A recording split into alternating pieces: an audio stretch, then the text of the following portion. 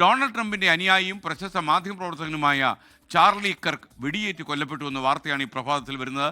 അമേരിക്കയിലെ യുട്ടാ വാലി യൂണിവേഴ്സിറ്റിയിൽ ഒരു യോഗത്തിൽ പ്രസംഗിച്ച് നിൽക്കുമ്പോഴാണ് അദ്ദേഹത്തിന് വെടിയേറ്റത്. കഴിഞ്ഞ തെരഞ്ഞെടുപ്പിൽ ട്രംപിന്റെ വിജയത്തിൽ ചാർലി നിർണായക പങ്ക് വഹിച്ചിരുന്നു. ഏറ്റവും ലേറ്റസ്റ്റ് വിവരങ്ങളുമായി മധു കൊട്ടാരകർ അമേരിക്കയിൽ നിന്ന് ചേരുകയാണ്. മധു, ട്രംപിന് ഷോക്ക് കേൾക്കുന്ന ഒരു കൊലപാതകമാണ് നടന്നിരിക്കുന്നത്.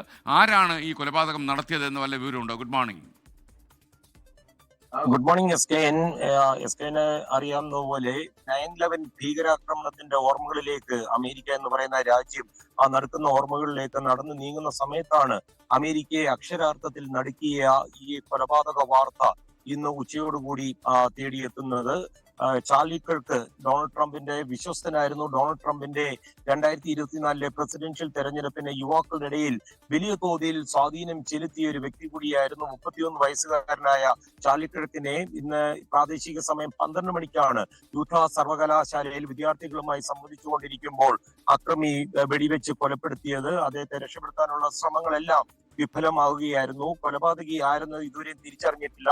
ഇതുമായി ബന്ധപ്പെട്ടുള്ള ചില ആളുകളെ ചോദ്യം ചെയ്തതായിട്ട് FBI ഡയറക്ടർ കാഷ് പട്ടേൽ പറഞ്ഞു. പക്ഷേ FBI ഇത് സംബന്ധിച്ചുള്ള കൊലയാളിയെ കണ്ടുപിടിക്കാനുള്ള അന്വേഷണം ഇപ്പോഴും ഊർജിതമായിട്ട് മുന്നോട്ട് പോയിക്കൊണ്ടിരിക്കുകയാണ്.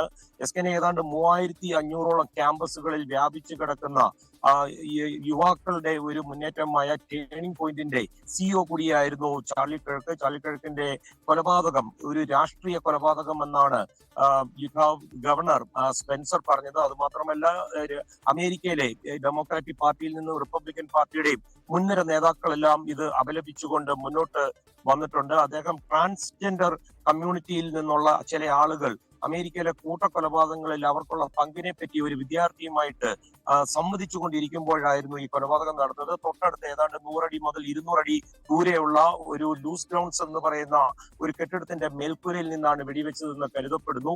മേൽക്കൂരയിൽ ഒരാളെ കണ്ടതായിട്ട് ഉള്ള ചില റിപ്പോർട്ടുകൾ വരുന്നുണ്ട്.